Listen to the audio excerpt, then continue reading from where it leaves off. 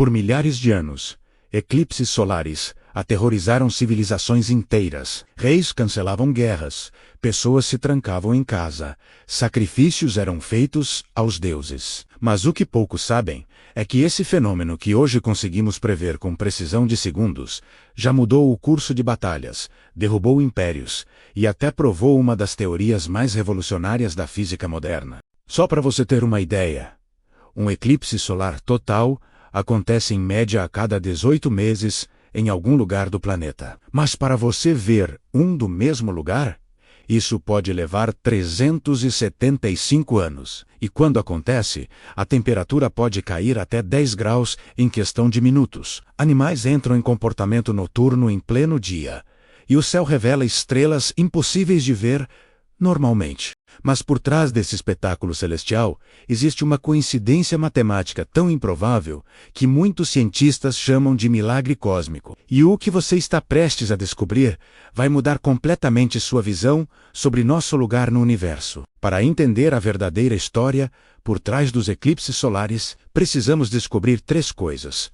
Por que essa coincidência cósmica é tão improvável e única no sistema solar? Como civilizações antigas usavam eclipses para manipular populações inteiras? E qual o experimento durante um eclipse que mudou a física para sempre? Vamos começar pelo básico, mas te garanto que isso não tem nada de simples. Um eclipse solar acontece quando a Lua passa exatamente entre a Terra e o Sol, bloqueando a luz solar. Parece óbvio, né? Mas aqui está o detalhe que poucos param para pensar.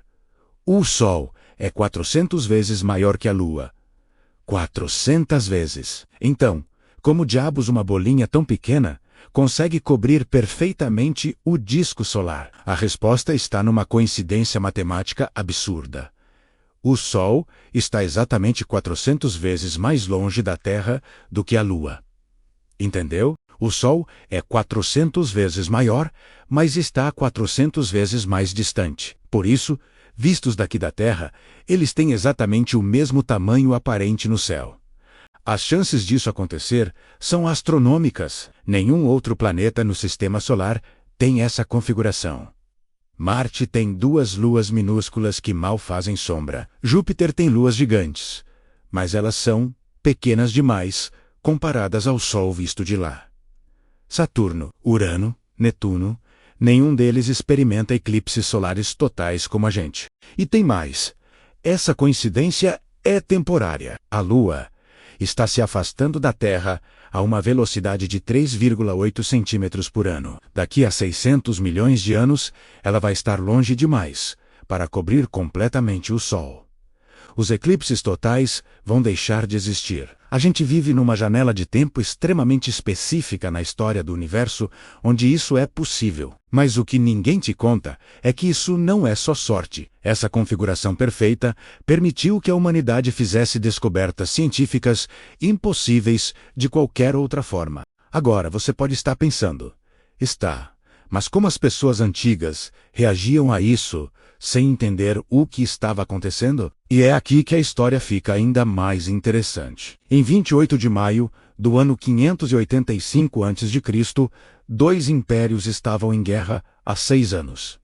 A Lídia e a Média, na região que hoje é a Turquia. As tropas estavam posicionadas, prontas para a batalha. De repente, em plena tarde, o sol começou a desaparecer. Em poucos minutos, o dia virou noite. Os soldados dos 2 lados entraram em pânico absoluto. Armas caíram no chão. Homens se ajoelharam rezando. Os generais interpretaram aquilo como um sinal divino de que os deuses estavam furiosos com a guerra. Ali mesmo, no campo de batalha, com um sol ainda coberto pela lua, os 2 reis assinaram um tratado de paz. A guerra acabou instantaneamente por causa de um eclipse. E o mais impressionante, um filósofo grego chamado Tales de Mileto tinha previsto aquele eclipse. Ele usou registros babilônicos de eclipses anteriores e descobriu um padrão que se repetia a cada 18 anos e 11 dias, chamado de ciclo de Saros. Tales não entendia completamente a mecânica celeste, mas percebeu a regularidade. Quando o eclipse aconteceu exatamente como ele previu, sua reputação explodiu. Ele passou a ser considerado o homem mais sábio da Grécia. Os babilônios, aliás, eram obcecados por eclipses. Eles mantinham registros astronômicos detalhados há mais de 1000 anos. Quando previam que um eclipse ia acontecer, faziam algo genial. Colocavam um substituto temporário no trono. Isso mesmo, o rei verdadeiro se escondia, e um camponês ou prisioneiro era coroado por alguns dias. Por quê? Porque acreditavam que eclipses traziam má sorte para reis. Se algo de ruim ia acontecer, que acontecesse com o substituto. Depois do eclipse, o falso rei era executado e o verdadeiro voltava ao poder. Na China antiga, acreditava-se que um dragão celestial estava devorando o sol. Durante eclipses, multidões saíam às ruas batendo tambores, gritando e atirando flechas para o céu para assustar o dragão. E adivinha, funcionava sempre. O sol voltava. Claro que ia voltar de qualquer jeito. Mas para eles, era prova de que o ritual funcionava. Os maias eram ainda mais sofisticados. Eles conseguiam prever eclipses com precisão impressionante, usando observatórios astronômicos e matemática avançada. No Códice de Dresden, um dos poucos livros maias que sobreviveram, há tabelas de eclipses que cobrem um período de 33 anos. Os sacerdotes maias usavam esse conhecimento para manter poder sobre a população. Imagina você ser o único que sabe quando o sol vai desaparecer. Você controla tudo através do medo. Mas o que essas civilizações não sabiam é que eclipses solares escondiam um segredo muito maior sobre a natureza do próprio universo. E é exatamente em 29 de maio de 1919 que tudo mudou. Nesse dia, um eclipse solar total cruzou a costa oeste da África e a América do Sul, e um grupo de cientistas britânicos estava obsessivamente preparado para esse momento. Eles montaram 2 acampamentos de observação. Um na Ilha do Príncipe, perto da África, e outro em Sobral, aqui no Brasil, no Ceará. Por que tanto esforço? Porque eles queriam testar uma teoria maluca proposta por um físico alemão, chamado Albert Einstein. 4 anos antes, Einstein havia publicado a teoria da relatividade geral, que disse algo absurdo. A gravidade não é uma força, mas uma curvatura no espaço-tempo causada por objetos massivos. E se isso fosse verdade, a luz de estrelas distantes deveria curvar ao passar perto do Sol. Mas como diabos você testa isso se a luz do Sol ofusca todas as estrelas durante o dia? Simples. Você espera um eclipse solar total. Com o Sol bloqueado pela Lua, as estrelas ficam visíveis mesmo de dia. Aí você fotografa a posição dessas estrelas durante o eclipse e compara com a posição delas à noite, quando o Sol não está por perto. Se Einstein estivesse certo, as estrelas deveriam parecer ligeiramente deslocadas durante o eclipse, por causa da curvatura da luz. O líder da expedição era Arthur Eddington, um astrônomo brilhante. Em Sobral, o clima cooperou perfeitamente. O céu estava limpo, o eclipse durou quase 7 minutos, e eles conseguiram fotografias nítidas. Na Ilha do Príncipe, choveu a manhã toda, e eles só conseguiram algumas imagens no último segundo. Quando revelaram as fotografias e fizeram as medições, o resultado foi chocante. As estrelas realmente estavam deslocadas, exatamente na quantidade que Einstein havia previsto. A luz estava curvando ao redor do Sol.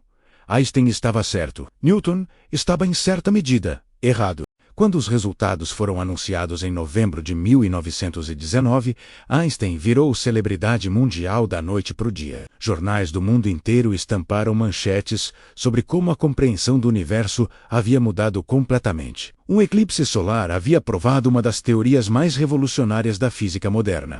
E aqui, no Brasil, a cidade de Sobral, no Ceará, entrou para a história da ciência. Hoje existe até um museu lá dedicado ao eclipse de 1919.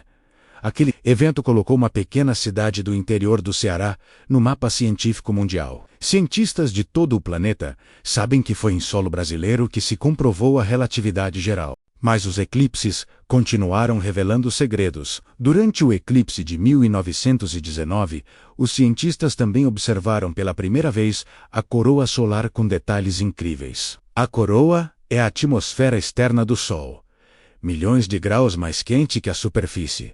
mas invisível normalmente por causa do brilho. Só durante eclipses totais é que conseguimos estudá-la. E foi observando coroas solares em eclipses que descobrimos o hélio em 1868. Antes mesmo de encontrarmos esse elemento aqui na Terra, o nome hélio vem de Helios, o deus grego do Sol.